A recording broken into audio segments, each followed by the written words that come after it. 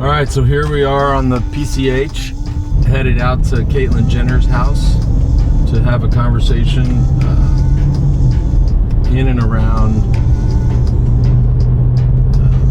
trans and sport. I think, you know, with sensitive conversations and topics like this, people tend to either, it really comes down to they're really afraid to be fired, shamed, or canceled. Turns out I'm not that afraid of that. I think this is an important conversation, and you know, especially I think if it can be handled in this way. And I also think the best way to have these conversations and get to, you know, a more to get to a smarter conclusion or even have a smarter conversation is just to go in fearless. And I'm sort of fearless on this one. You're fine over there. Yeah, sure. The chair there. Yeah. That way, I'll get the good lighting, you know, from Hey, ready? There we go. Rolling.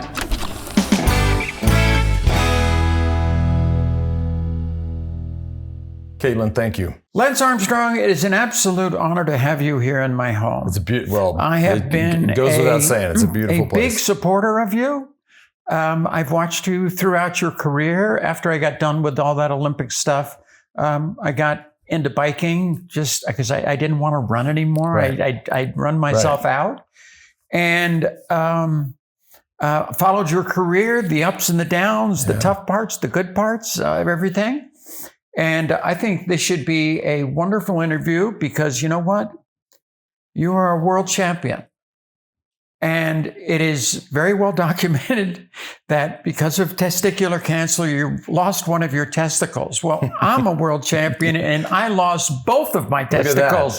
So anyway, Lance, there we go. And what a way to start. We're in good hands together, so let's get down to it. And it's, you know, it's interesting because folks, a lot of, you know, guys especially like to say, you know, this is going to take balls. You know, who's got the balls to do that? And, you know, I always get a little sensitive.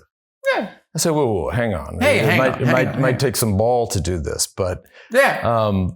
So I'm glad. Yeah, you know what? In a situation like you just got to have some fun with it. Yeah. I mean, too many people I think take life so seriously, and on and on and on. And especially in my life today, so many people around me take life so seriously. You got to do this. No, I'm a common sense person. I want to enjoy life, you know, and I just want to live my life. Right. That's all. You know. What I love, I find these things that just I sort of stumble across, become fascinated with. This issue of primarily trans in sport, right? Has gotten to be such a serious, controversial, polarizing, call it whatever you want, conversation. Just give you a little backstory and a little personal story. So we have an employee who we hired 3 years ago. Who told us 6 months ago that and important. I'll be candid. I mean, it's our pilot who flies not just myself around, but the family around. So obviously somebody you really dearly trust, as you know, as an aviator. Yeah. And about 6 months ago, informed us that they're transgender and going to start this process of transitioning. And, you know, it's one of these things, you didn't see it coming, you know, married, just didn't see it coming. And I was candid, frankly, I was sort of ashamed of my initial reaction, just because you thought, wow, I don't know if it was surprise and my wife was, you know, really stayed on me. She's like, I want you to really walk through this journey with them. And so I did. And it doesn't change, and I'll leave their name out just for their own privacy and protection, but the fact that Jane is flying an airplane or flying your kids around or your family around versus Joe, it doesn't matter, right? So I've really, and as I lived with it and thought about it, it's really become sort of a love story for me. And I know that sounds a little hokey, but it really has. And then as I spend time with that story and evolve on that story, you know, then we have now, which is so topical, and you're reading about it almost daily, this issue of trans in sport. It's daily. It really is daily, and it's touched my sport of cycling. You know, I grew up, my first love for sports was swimming. And of course, we know the example of Leah Thomas and the controversy around that. And it's you know, when I sat back, I said, okay, look, I think I have a position here. I think I know what I would just blurt out. But let me first start to have some conversations around this and what, you know, from all sides, right? Whether it's yourself or scientists or sports ethicists or philosophers or even from the trans community, and really start to understand, is there nuance here? Or is this highly politicized? Or as I started to watch a lot of your interviews and your positions on this, obviously you've made yourself very clear. It's a very, very complicated issue, and sometimes hard to separate the trans community from trans in sport to politics to you know how this is all evolving. But let's first start with the sports issue, and obviously, on that side, I've been very clear from the beginning. Right. I am all about fairness, not equity, and sports has to be fair. I want to protect women. I want to protect women's spaces in sports. It puts women in a very uncomfortable position, not only out there on the athletic field, but all the other things that go around. Locker rooms, what do you do? This, that, showers, all that kind of stuff. How far the person is in their transition, and the list goes on and on and on. So my position from the beginning is just look at this point, if you give an inch, they're going to take a mile. Okay. Like you say, you started off in swimming, the Leah Thomas case. I never said anything bad about Leah Thomas. I mean, she's playing within the rules. My position was about the NCAA and the rules. Right. That, you know, in the old days, in the Olympic movement, this has been an issue. It's been around for a long, long time. Started in the 60s. I don't know, you're so young, may not remember this. I wasn't born quite then yet. I'm old, but I'm not. Yeah, they had the East German women, okay, the Soviet women that were just cleaning up in the late 60s and through the 70s, that in the 60s, they started DNA testing them, okay, that you had to be the right chromosomes, right? Okay, because honestly, I'd look at them and I would go, "Oh my God, are you sure that it's supposed to be in the women's division?" Right. I mean, I had my last lifting workout in the gym in the village. This East German discus thrower girl came in.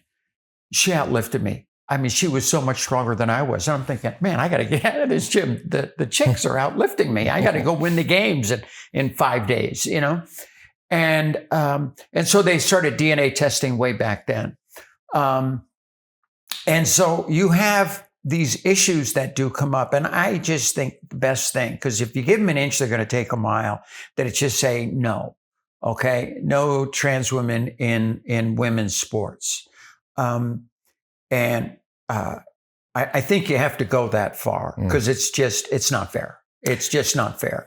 And that it comes over and over and over again. And in the case of Leah Thomas and swimming, we won that battle. I mean, I did a lot of media on it. We won that battle. The international organization that controls the rules in swimming basically banned her from being in world-class competition because they said that you have to have had transitioned before the age of 12, meaning puberty is going through puberty, male puberty is bigger than what 5 years down the line, what your testosterone levels are. Okay. And in the case of Leah Thomas, you know, she's like, you know, well over 6 feet, big hands, big cardiovascular, big feet. Big feet. I mean, just strong left. I haven't had any testosterone in, God, 10 years. And I can still hit the golf ball, 280, 290 yards, you know. Damn. I still have long arms. I can still, hit it. It's, I grew up that guy. So, and then international track and field, Sebastian Coe came through. He basically said the same thing, that no trans athletes at the world-class level. The British Cycling Federation just probably 10 days ago said the same. Yeah. And I think that's but they're very, it's all over the place, right? Yeah. These are sort of country by country, sport by sport. Yeah. They're, look, at the end of the day, you have the IOC, the USOC, you have these massive governing bodies that govern entire sports or entire global sport. And they've yet to make a decision or make a ruling or even an opinion. Every organization has to make up their own rule. Right, but I'm hopefully, and Sebastian Coe said it. That he said what I just said about I'm on fairness, not equity, and I think that's so true. We have to go on what's fair for women's sports, women's sports to survive. So the natural thing, at least for me, and I think for a lot of people, is to say, hey, okay, yes, we agree with that, but we also agree that we support this community. So think about the Olympic Games, right? You have the Olympic Games, you have the Special Olympics, you have the Paralympics. Mm-hmm. The logical mind. They had the Gay Olympics for a long time. Might go to a place that says, listen, this is a thing. This is in society, and nobody should be told you cannot compete, you cannot pursue your passion. So, hey, why wouldn't, and I'm just theorizing or speculating, why wouldn't we just have, that's what folks would say. But then you hear from the other side that the numbers are so incredibly small. You couldn't get enough people. You couldn't fill the podium. Yeah. You couldn't have a delegation from a country. And who knows how the trend is going. My suspicion is we are going to see more of this. Here's one I heard from Alaska the other day. They were looking on basically no eligibility for trans athletes and in women's sports. And so what they were trying to do in their league, they were trying to have an all-gender league because you don't have enough trans people to even think about a league. You probably, in the state of Alaska, you probably don't have enough to make a relay team. Exactly. That's 4 people. Right. You don't have enough. Right. Not only 4 people that are trans, but 4 people that want to go play sports. Right. So why not have like an all-gender league? Right. And I thought, you know what, that's really a good idea. Let's have, during, the fall season soccer, they have anybody, whatever your gender is, this, that, whatever your skill level is, come on out. We just want to play. Everybody go out on the field, have a wonderful time. Right. During the winter, it's basketball. And so they got a little basketball league in their league where anybody can play. We don't care, trans, this, that. And you can work those things out, but we always have to say on the side of fairness and protecting women's sports, or you won't have women's sports in 10, 20 years from now. Listen, not just the amount of trans people that are there, but you got to have like one trans girl or, on your basketball team or you're not going to win. Yeah. That's totally wrong. Totally wrong. I don't want it to see it come to that. And I think folks also even take it a layer deeper because, look, we're talking about the Olympic Games. We're talking about professional sports. Elite stuff. We're talking about elite sport. Then there's, and I think I even fit in this camp. Then there's the 8-year-old soccer league where, Jane wants to play with Joe or Joe wants to, prepubescent. So we're not, certainly not competing for gold medals or prize money or, magazine covers. You're just the kids out playing soccer. That, this is, when I think about this issue, which I think a lot about it these days, on the professional side and the elite side, I really struggle. If my kids, I've got 5 kids, but if this was a thing, I don't struggle with that. Now, I don't know if that then, to your point, give them an inch, take a mile, but it's certainly different. Yeah, no, it's opening the door. Here's my issue with all of this, okay? I've been around a long time. 72 years. 73. Yes. 73. 73 years. I've been around a long time. When I was growing up, I was gender dysphoric. I was also dyslexic, so I didn't really do well in school. To me, school was always very frustrating. And the gender dysphoria started as early as what? At least it's my whole life. Yeah, I was a little very, kid. very early. Yeah, Going into you're mom's kind of born closet. that way. Right. You know, are you right-handed or left-handed? Right-handed. I'm left-handed. Why are you right-handed and me left-handed? I don't know. It's just kind of who we are. And you're that way your whole life. Being gender dysphoric, if you're truly gender dysphoric, but I grew up in the 50s and 60s, and there wasn't even a word for being gender dysphoric. You just kept your mouth shut. And I went and played sports. Right. And because of how I was, I took sports seriously.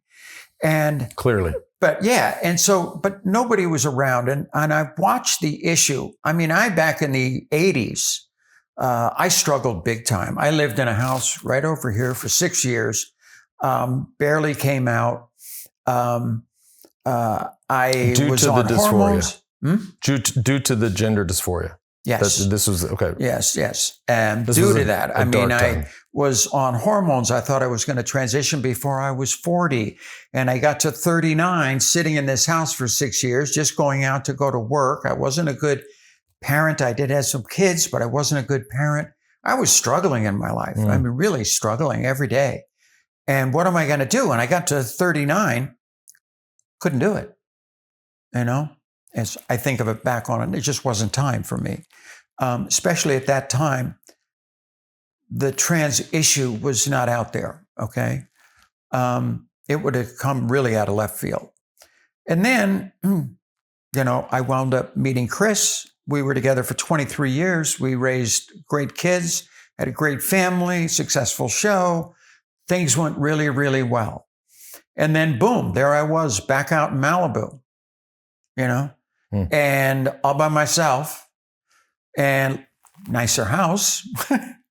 It was a good ride. Yeah, nicer house, but I'm all by myself. What the hell am I going to do with my life? And people had gone before me. The issue was a little bit more out in front. People had gone before me. They knew about it. And I started thinking, I first had to talk to all my kids. They knew, but they keep, it's like the little secret in the family nobody talks about. And I got to talk to my kids. And so I brought them one-on-one because I got 10 of them. I didn't want them to gang up on me. So sat down with each one of them. First one, Brandon. I used him first. He's my musician, my singer, and all that kind of stuff. I thought, anyway, he goes, he said, "Hey, Dad, I've been proud that you're my father my entire life, And I says, "But I've never been more proud of you than I am right now." Oh, whoa, that was kind of a good start. And then the last question was, anytime a person is challenged in their life with something that's in their head, they can't get rid of it. And if they have any faith in their soul whatsoever, they ask God, why? Why are these thoughts in my head all the time? My entire life, I can't get rid of them. They're there. What am I going to do about it? And so my final conversation, I was walking in a field all by myself, saying, God, is there a reason for this? Am I doing the right thing? So when I walk up the pearly gates and I go through the gates and he's there and he says, "Yeah, you did a good job. Come on in," And so I made the decision that, okay, if I do this, and then it was trying to figure out, how do I do it? How do I do it in a respectful way for not only me, but for trans people in general? And anyway, so I had my PR guy that I had known for years and years and years, hadn't used him in 25 years. And we sat down and figured out how we can do it. Now we come to today, because everybody knows that story. Now we come to today. Can I ask you a question about those days? So yes. Going back to that, because you won the gold medal in Montreal in 1976. It was a good one. It was amazing. Broke the world record too that day. I watched, and I was telling you, I watched the Untold. I thought, first guy over 8,600 points. Right. Yeah, it was a good day. It was a good day. And I want to just briefly go back to this idea of how this touches sports. So And I had to just so you know, I had to sort of get educated on this as well. So the women don't compete in the. I had to educate myself too Well, on it because there was no book out there saying, how are we going to do this? No manual. But in terms of the decathlon, right? So the women don't compete in the decathlon; they compete in the heptathlon. Correct. And which is 7 events versus 10. Right. So you win the gold medal in the decathlon in 1976. You're living in this house here in Malibu, isolated, having these really struggling in the early 80s. The first time the women competed for a gold medal in the heptathlon was 1984. What do you think, as Bruce Jenner in 1976, that becomes Caitlyn Jenner, and let's call it the early 80s? Then let's imagine all this happened. I would destroy those women. I knew you were going to say. I would destroy them. It wouldn't be fair. I would never do it. I get asked in my club to play like the women's tournament. I'm friends with. Actually, the women are a lot more fun to play with. Okay, the conversation's much better. I can outdrive them by 100 yards. They love that. They just think it's great. Oh, come on, could you play with me in this women's tournament? They want you on their scramble. And I say, absolutely no. Right. I couldn't do that. I wouldn't feel good about myself if I took like a little dinky trophy away from one of the other ladies. I don't even go there. So then what does that, and this is something you hear a lot, and look, I want to be really honest, and I'm very sensitive to this. I also know, and I should add and state for the record that there will be people that says, far be it from you, Lance Armstrong, to have this. What are we talking about? We are talking about fairness, right? And so if the world thinks about me and they think about sport, they have to, of course, think about fairness. And so there will be plenty of folks that say, how dare you have this conversation in and around fairness?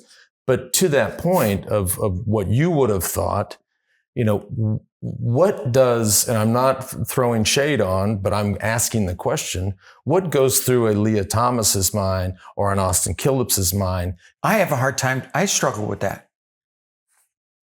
I look at them and say, how can a Leah Thomas, is she excited? I mean, after I would beat all the other guys, I would feel like $1 million. Right. I would just I'm ready to kill.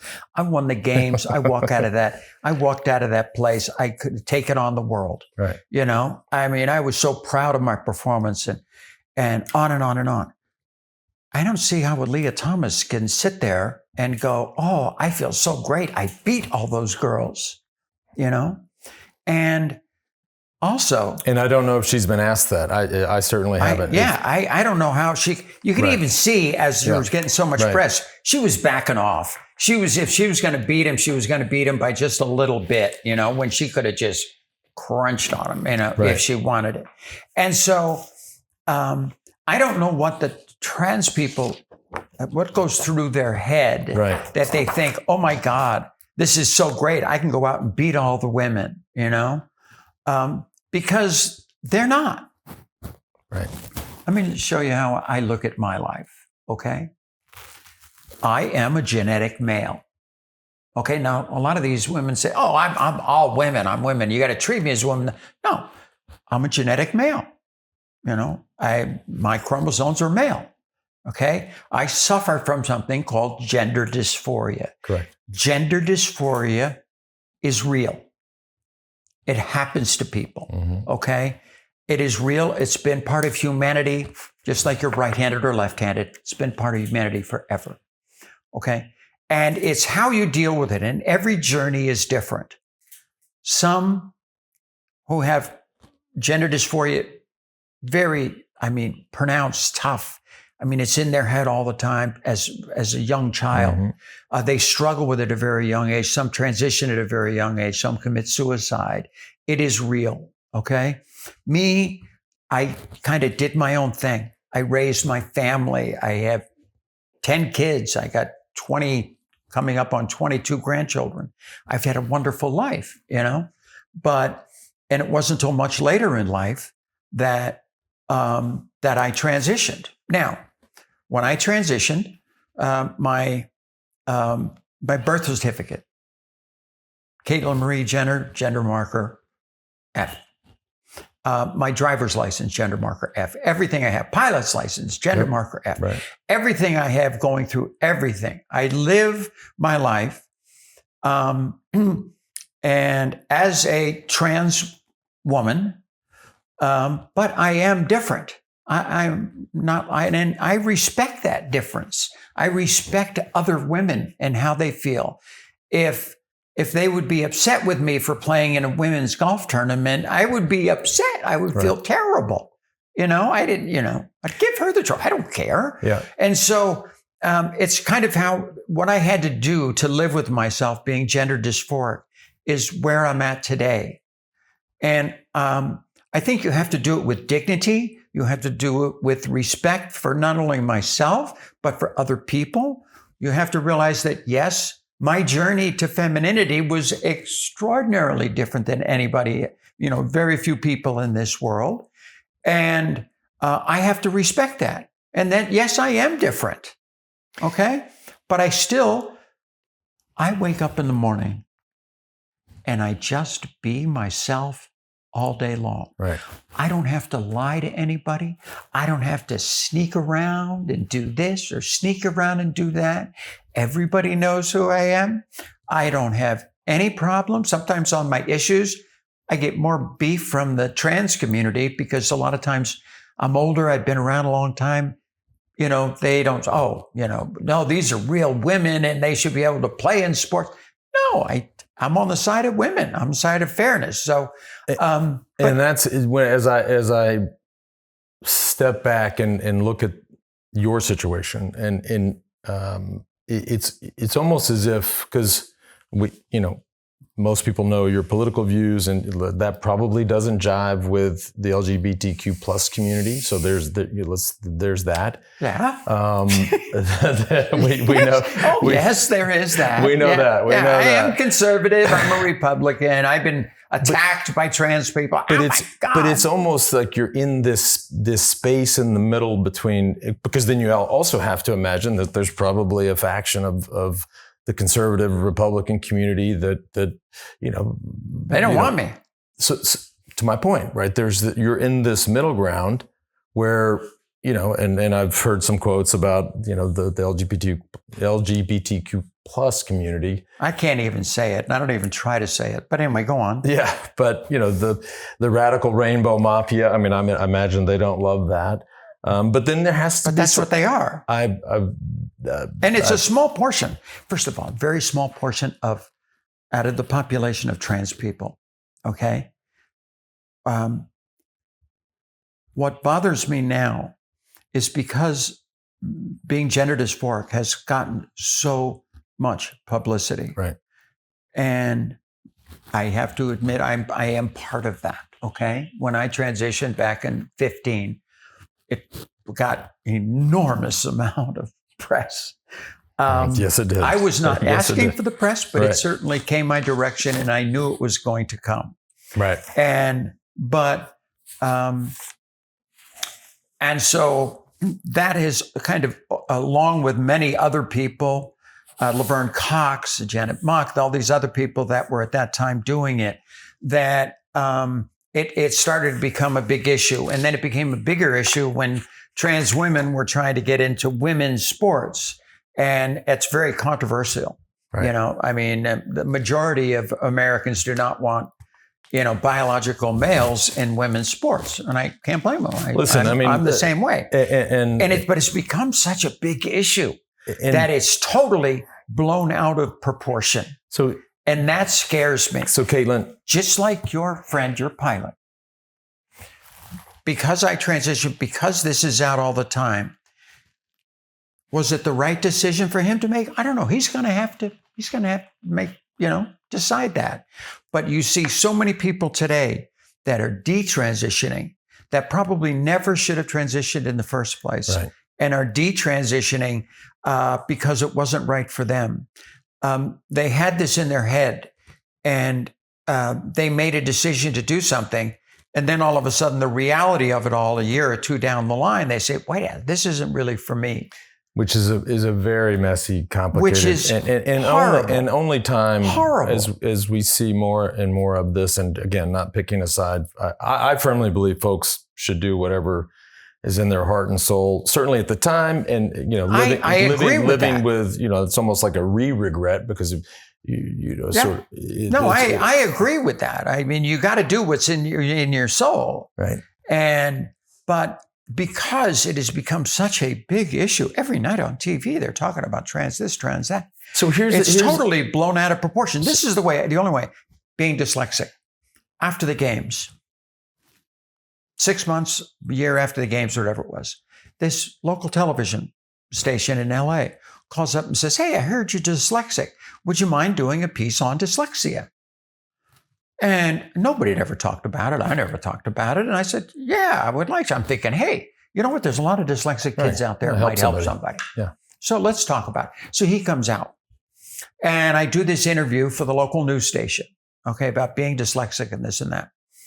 And I mean, in today's terms, it went viral, even though there was no internet back then, but it went viral. Next thing you know, I got people calling me about this group. Could you come over here and talk there? And all of a sudden, I know over the next few years, this word being dyslexic, which nobody even knew what it was, became this big word. And parents are seeing it. Now it's on TV all the time. It's called awareness. Parents are seeing it.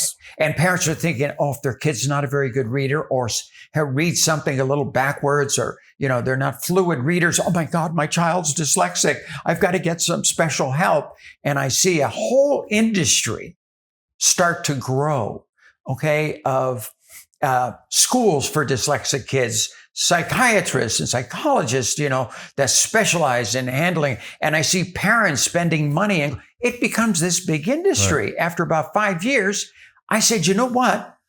I'm not talking about it anymore. This is totally out of control. And unfortunately, the same thing I see happen with this. It's taken on a life of its own. I see, in some cases, hospitals making money off this. I see therapists making money off this. I see schools pushing it. I hate that the schools, I don't want government in this whatsoever. Yeah. This is between the mother, the father, the child, the psychiatrist, if they have the crisis, and God. Right. That's it. Not some math teacher pushing radical gender ideology. Yeah. And as I've thought more and more about this, and again, I think first of all, I know that you are not a fan of cancel culture, but let's also remind folks that, I'm comfortable with that because I've been that person. Issues like this, and it could be... Are you still that person? Well, maybe to some. Life is a journey. Yeah. And it's a learning situation. And And it's just a matter of how you handle the situation. I've handled my situation the way that I've chosen to handle it. And I'm frankly very proud of the way I've handled the situation I think you've handled... Life's a big shit sandwich, and every once in a while you got to take a big bite. Well, I took several big bites, but whether it is this issue, whether it's the trans issue or the LGBTQ plus conversation, broadly speaking, or abortion or guns or homelessness, it could be all of these issues. When I think about all of these conversations that I'm about to embark on, these are really, to me, cancel culture conversations almost cloaked in this because you know this better than anybody. As or I've certainly experienced it in the last month that I've dug in on this. People are afraid to talk. People are afraid of being fired, shamed, or canceled. I mean, even opining, or God forbid you take a position. People are afraid of that. So, and we've gotten ourselves to this place where people are like, I don't want to talk about it. I don't want to talk. I'm talking about something else, or leave the room, and I just don't. I see that in this issue too, because it's so controversial. As we said earlier, I'm 73. I'm not going to be around that much longer. You look at these situations a lot differently, I think, when you're older than you are when you're younger. Of course. You've got this long life to go, and oh my God, what am I going to do in this and that? I always, in my heart, I want to be for my soul, I want to be on the side of what I think is right. Yeah. Trans women in women's sports. I think I'm on the right side. I want to protect women's sports. Right. And so, sure, you're going to, have people that are going to love you for that. There's going to be people that are just going to hate you for that. I've been attacked. I've gotten death threats against me, you name it. But I'm a proud supporter of the Second Amendment. I can handle myself, That's the one with the guns? Yeah. That's the gun one. Okay, Yes, right, yeah. I can handle myself. Let me go through my following questions. Make sure nothing's too edgy. I don't want to get. Yeah, we don't want to get. See, you're already worried about getting cancer. You're Lance Armstrong. Come on. How many times have you been canceled? Caitlyn, by the way, that was a joke. I truth be told, and the crew can tell you, I don't really give a shit. So I'm with you. I want to, I'm living my life. And once you've been tested, I mean, you figure out a way to survive, right? And that's. When you transitioned, and this, I loved this quote, and I just want to hear how this has played out. You told Diane Sawyer, who I love, yes. and that was. Oh, I love Diane. Love. She was legend. We become good friends. Because of that. So you said, what I'm doing is going to change the world. That's a big statement. Yeah. And hearing you say that, I was like, wow, that is a very big statement. But it was a long time ago. I mean, how long ago was that? That was 15. 20, so 8 years ago. Yeah. Many would argue, and this is as I imagine your life, sort of in the middle of sort of the conservative Republicans that no matter who you support or don't support, right. Have an opinion on this, and then the LGBTQ plus community, which is oftentimes at odds. What I would say to the community is, I don't think I would throw shade on. I would think twice before I threw shade on Caitlyn Jenner, because as an American who's watched a lot of stories unfold, right. This was the first. And the names you mentioned, by the way, I've never heard of. Nobody's ever heard of. Yeah, I know. So I might be careful. You always think of people that are sort of pioneers or really, just create possibilities for folks. When I talked to Diane Sawyer, I didn't know what the future held. Okay, I hadn't even transitioned at that point. Okay.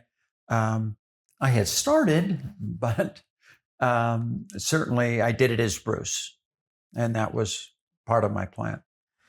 And when you first do this, you really think I can make a difference. I can make a positive change on society. And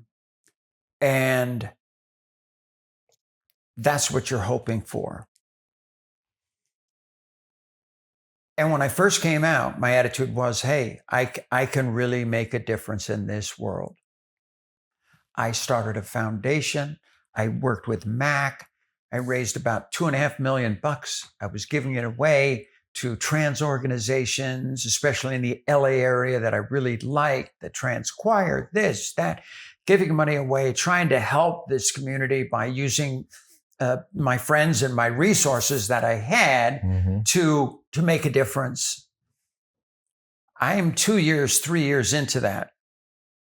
And because I'm maybe politically on the other side I'm not a Democrat, I'm a Republican, I've always been a Republican. I have conservative economic values. I believe in less government, less regulations. I want a pro-business environment. That's what makes our country go. But because you're on that side, oh my God, the amount of hatred that I got, mostly from the trans community. Right. That, yelling and screaming at me at events and picketing me and this and that. I thought, you know what? As much as I love what I'm doing and making a change, I cannot change it. I don't have that capacity to change it. Right. I said, I went from being what you might call as a trans activist to being just a trans example. Right. Okay. I just get up in the morning and be me all day long. Yeah. Takes a little longer to get ready in the morning, but I just be me. And I'm sticking with my values. I'm sticking with what my message is, but I don't think I can change the world. Yeah. In a lot of cases, the trans community, a lot of them are not worth saving. I mean, there's some people that are out there. Now, on the other side, the majority of people that I know who are trans, smart, intelligent. I mean, they start their own businesses. They're just kicking ass, but nobody talks to them. Right. They're presidents of companies, they're CEOs, they're this, that, but nobody ever wants to talk to them, and they don't talk.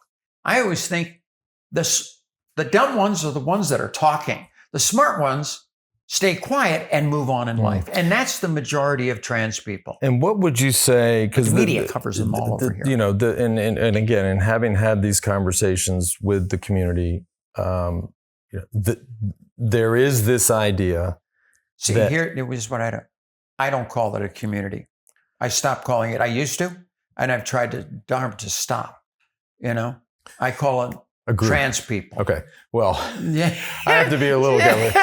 I know. But my point is that there is this idea that the conservative movement is using trans in sport as almost a gateway drug, let's call it, into or in order to regulate healthcare, education, all of these things. That this is just the beginning. That's what you would hear. It's a big business.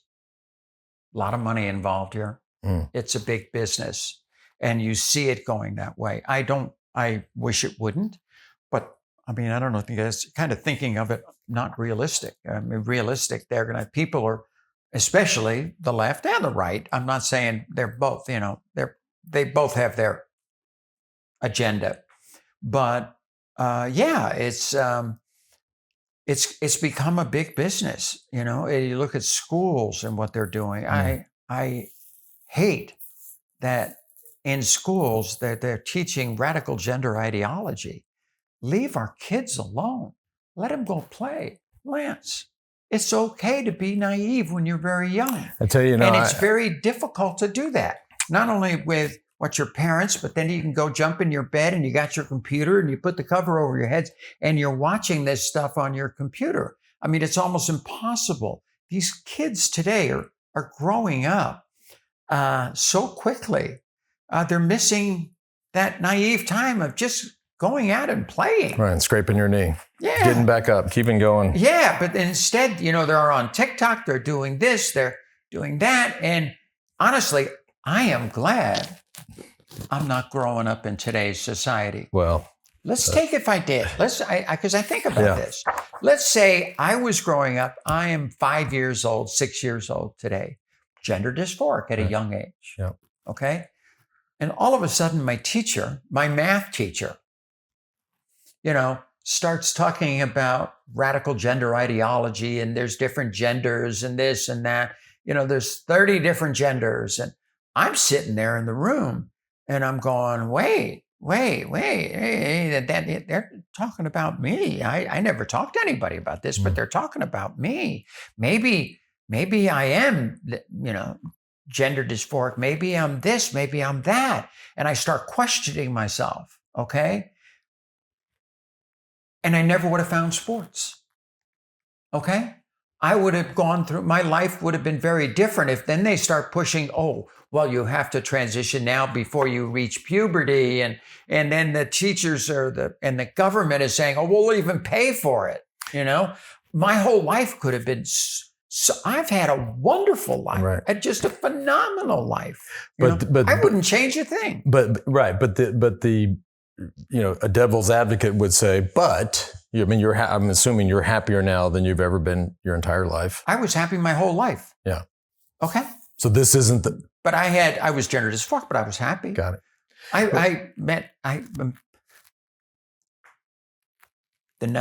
The morning after the games are over with, I go into the bathroom, didn't have a stitch of clothes on. Sitting on the counter is the medal. Take the medal, put the medal on, look in the mirror. going, what the hell did I just do? There's so much more to me than that, what just happened. So much more to me. Did I build this character up so big that I'm stuck with him for the rest of my life? Wow. And I actually got upset. And I'm thinking, damn. Fortunately, I've always handled a lot of this stuff by staying busy. And fortunately, by the next day, people were offering me jobs. I was living in a $145 a month apartment, and then all of a sudden, nobody remembers that either. Yeah, and I was, That's driving, what they spend at Whole Foods for like breakfast and lunch. A 1963 VW Bug that I paid $175 for, and I've just trained my goddamn ass off, And then all of a sudden, there I was, and so I just got into work, got into this, and for me, it's always been distractions. It's this, it's that. And not that my families or my kids were a distraction. They were the best part of my life, but still it didn't make a distraction from myself in my own head. Right. And because I had wonderful, the best part of my life was raising children. Yeah. I mean, by far, the best part. By the way, where's the gold medal? In the other room. Ooh. Can we have a look after this is done? Yeah. Or I'll get it out. You know where it is? In the cabinet? What? Yeah, why not? Yeah, I mean, I had it in my notes here, actually. Yeah. I said, where's the gold medal? Well, yeah, where is the gold medal? You brought it up. First of all. And you reminded me. As far as the gold medal, I've never displayed it. I've never had, sometimes I'd go 15 years and never see it. Yeah. I know it's in either my safe or I'm hiding it somewhere. And it's not in Nikolai Avilov's. Who I have questions about. Deal. I'm very curious. Yeah. I found it's in my possession. I found that relationship fascinating because look at this. This is an Olympic gold medal. Wow. You don't have one of these? It's a long story, but no, I don't. I thought everybody had one of these. No, not everybody. Yeah, not everybody. No, that is an Olympic gold medal. Oh my. Wow. Yeah. Is this what they, so they didn't use ribbon back? Is this what they put it on with? Oh yeah. The first chain. time you can put it on. No, first thing I noticed is it's a lot heavier. It's a lot heavier. It's a lot heavier. This is much heavier. It's not. You think, oh man, that gold is heavy. It's a gold alloy that they paint on. They give out 1,000 of them at the games. They give out so many of them. But that's it right there. And I very rarely ever take it out. Well, thank you. You know what it's good? You know what it's good for? Show and tell with the kids to take to school when they're in like 3rd or 4th grade. You go to show and tell and you bring this. It's a big hit. Yeah. I'm sure it is. Yeah, it's a big hit. Yeah. But the good news is it's in my possession and not in some Soviet's possession. Yeah. And how was that relationship? It was hard to tell in the untold how it certainly didn't seem. I have just as background. I have mostly really good relationships with my old rivals, and we've all gone through a really hard time, and some of them have gone through a much harder time than I have. It's not easy. Life. It's not easy. It's not easy to be one of the biggest athletes in the world and have it almost go away seemingly overnight. Yeah. But I didn't sense any. I mean, it seemed like there was a real high level of respect between you two, at least gauging from the documentary I watched, but. Maybe not. Maybe you guys hated each other's guts. Here's the deal. This is, you got to remember, 1976. We're in the middle of the Cold War. Of course. I competed in 72. 72. It was my second Olympics. He won in 72. Avilov won in 72. Is he I still stood off alive? on the side, watched him get his medal. Right. And I was in 10th place, and that's what I want. And I started training that night. Is he literally still, 11 o'clock at night. I couldn't alive? sleep. Yeah, it was my whole life for the next 4 years. But is he dead or alive, Avilov? Interesting story. Okay, good. I had great respect for him, but because he was in the Soviet Union, I never talked to him. He wouldn't even talk to us when I was at the games. I would say something to him, and he was like, I don't think he spoke very good English. Or I said, but the Soviet athletes were not allowed to talk to us. So I had no relationship there. One time I did a quick interview with him when we were getting ready for the 80 games, and I was working for NBC at the time. And then we boycotted the games. So I never saw him for 30 years, 40 years, whatever. And then a couple of years back, it was the 2012 games in London. This guy calls me up, and he was from Germany. And Germany, the decathlon is huge. Zehnkampf. They just love the Zehnkampf. The ultimate athlete and this and that. And he was having the largest collection of Olympic medalists ever assembled. He goes, there are like 32 people who had won a gold, silver, or bronze alive. And he says, if you should come up, you'll be number 29. I go, wow. First thing I asked is Avilov going to be there? Of course. And he says, yes, Avilov is coming. I said, I'll be there. Yeah. I've never had a conversation with him. Okay. Yeah. And it's been years. Yeah. I hear rumors that he's coaching because once the Soviet Union collapsed, he got out and he was coaching some Olympic teams in some island out in the middle of nowhere. I don't know. So, but I hear he's pretty out of shape. And I try to always keep myself in pretty good shape. I'm riding my bike. I'm doing this and that. I see him across the room. Those old Soviets, the vodka, puffing away on cigarettes, just over there, 80, 90 pounds of extra weight on him. Oh, wow. Totally out of shape. And my first thought is, I won that war too. The last thing. But I had 2 days with him. We went out to dinner.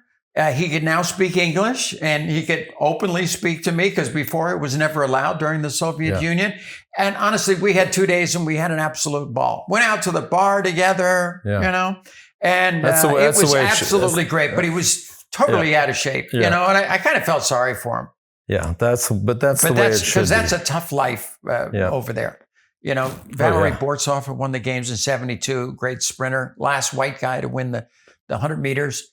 I saw him, 15 years ago, 20 years ago, and oh my God, you would never even recognize the guy. Right. He even made a joke about when he got up at the podium, can you believe it? I'm Valery Bortsov, Wow. Because he didn't look anything like he did when he was competing. Yeah. Yeah. Martina Navratilova has now weighed in on this issue. Yes. It's rare that you see certainly active athletes, female athletes that really want to say anything. Yeah. I mean, Riley Gaines is a very rare exception, and she's obviously very outspoken. But I just saw today Martina chiming in, which obviously her voice goes That's far very and wide. important. Right. Very important. Yeah. You know what? I think if we're going to fight this, and if you think the right thing to do is not allow trans women, biological men, basically, I'm a biological man. Yeah. Okay. I mean, that's my DNA. And I can't get away from that, but I live my life as a female. And I'm very happy. Life is good. All that stuff went away. But I don't think it would be fair for me to go out and say, now I want to compete against women in sports. It wouldn't be fair. And if you want to do it, the only way this is going to stop is women have to unite. Women have to get together and say, hey, we're not doing it. And sometimes you pay the price. Caitlyn, we know what happens. That this is my point I just made a minute ago is people are afraid. And I get it. Whatever side, I'm trying to listen to all sides here, but whatever side you're on, people are afraid. And that, right, it's look at Riley Gaines. She's having a hard time even getting other women to stand up with her. I'm she stands up all the time. I'm tracking it. I've spent time with her. I've had dinner with her. We talk about this because we've been fighting this issue together since, right. Since they were at Penn. and with Leah Thomas. And I give her a lot of credit for standing up about, I've heard everything from 69% of the people to 80% of the people do not want biological men and women's sports. Well, there's the Washington Post had a so poll many- recently. The poll numbers are, you never really know what to do with poll numbers. Yeah. But look, I mean, Majority of people don't want it. that is also true. Look, I saw a poll on. I will fully confess, I watch more CNN than I watch Fox. I saw a poll on CNN just last week, right? And the question was, has America gone too far in accepting the trans community? So you had June of 2020, 15% of America said, and again, this is a CNN poll, that says 15% says we've gone too far. This is too much. Last week, so what is that, early June of 2023, 43%. So it's on the rise. It's and yes, it's on the rise.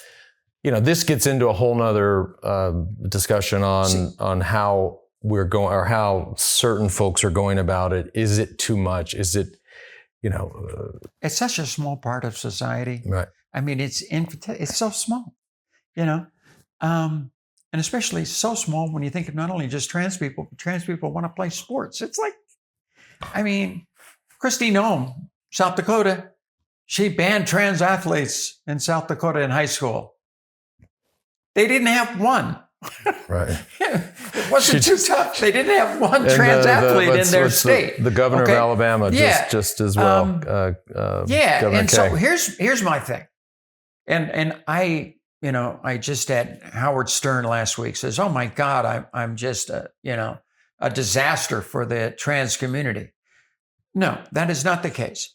I am 100% for trans people. I want them to have all the rights and everything they have. I want them to be able to live good lives, productive lives, be good part of society. But out of all the different spaces that you have to be, okay, I'm only on the one thing, and that is elite sport. Women in sports Elite and sport. trans people in sports. It's the only place that I play. It's not everybody else. Yep. I want people to be able to live their life, wake up in the morning, just like I do every day, and be yourself, Yep. be productive, go on with a good life. The only thing I'm pushing for is I'm trying to protect women's sports. Right. Because I firmly believe if you keep this door opened up, it'll ruin women's sports. Right. Is there, in your mind, could you imagine that there's ever some scientific, how am I going to, Yeah. is there any I'm dying for this question. Let's hear it. Okay. No, is there ever a world where science, because look, I'm just a kind of a not so smart kid from Plano, Texas. I always kind of look around the room and go, who's the smartest people? Yeah. All right, you got you three are the smartest people here. All right, Yeah. is global warming real or not? All right, what do you say? You all say it's real? Okay, I guess it's real. I sort of defer to that. I go with it's not real. But anyway, that's I knew that's why I almost didn't say it. I knew where you were going to go with this. But what if there was a world where science said, okay, we figured it out, Caitlyn. We think we've leveled the playing field. The only way you could do that is if they would have to, if they were trans, they would have to transition before male puberty. Right. And but for me, I'm a common sense person. I like people. And I just want to get along. Yeah. But you did, and look, thank you for your time. I mean, it's and what you just said. It's evident. I mean, from the second we walked in here, and look, we don't know what we're walking into, and nobody does. That's true. Well, I'm going to finish this off. Okay. Okay, are you ready? Yeah. You and me up, Decker. Anytime you want. Anytime you want. You and me. Anytime you want. Caitlyn, thank you so much. I don't want that. Yeah, Wait, let me, just so I'm clear. No e-bike. No e-bike. No, a friend of mine is actually works for Specialized. Get your ass smoked. Yeah, works for Specialized, and he said they would give you an e-bike. And I said, I really don't want it. You should try it, actually. Oh yeah, it's all he drives. He says they're so good. You should try it. But because you're still working. oh yeah, that's what he says. You're just going to have more fun. Places. You're just going to haul ass more, and you're going to have more fun, and you're going to get more places. And I mean, instead of just like slogging up this thing, I mean, you're going to rip past this and then rip around some more, and then come back, and you're still working. You're still working. No, he says the same thing. I just haven't done it yet. I said, just got my little bike. I just juk up the hill. Thank you so much. Good luck with everything. All right. Thanks. It was great talking to you. Likewise.